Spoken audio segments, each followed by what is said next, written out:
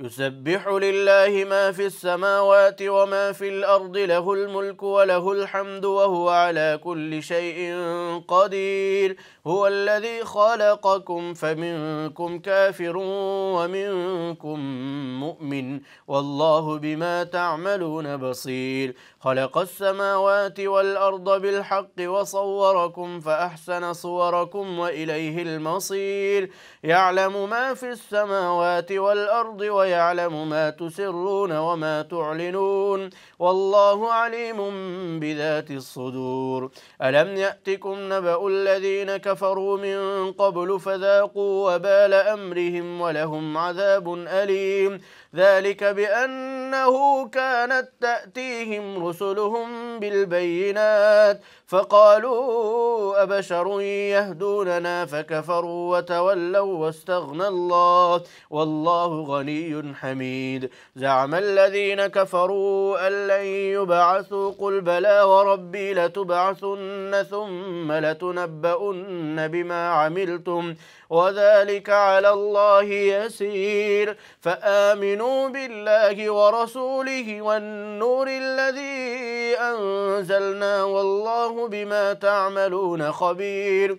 يوم يجمعكم ليوم الجمع ذلك يوم التغابن ومن يؤمن بالله ويعمل صالحا يكفر عنه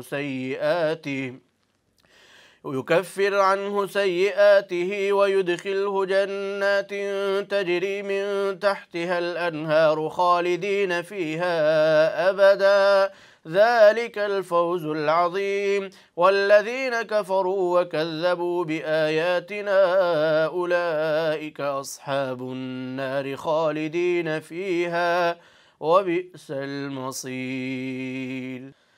ما أصاب من مصيبة إلا بإذن الله ومن يؤمن بالله يهد قلبه والله بكل شيء عليم. وأطيعوا الله وأطيعوا الرسول فإن توليتم فإنما على رسولنا البلاغ المبين.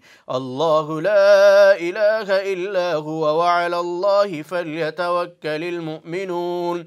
يا أيها الذين آمنوا إن من أزواجكم وأولادكم عدوا لكم فاحذروهم وإن تعفوا وتصفحوا وتغفروا فإن الله غفور رحيم.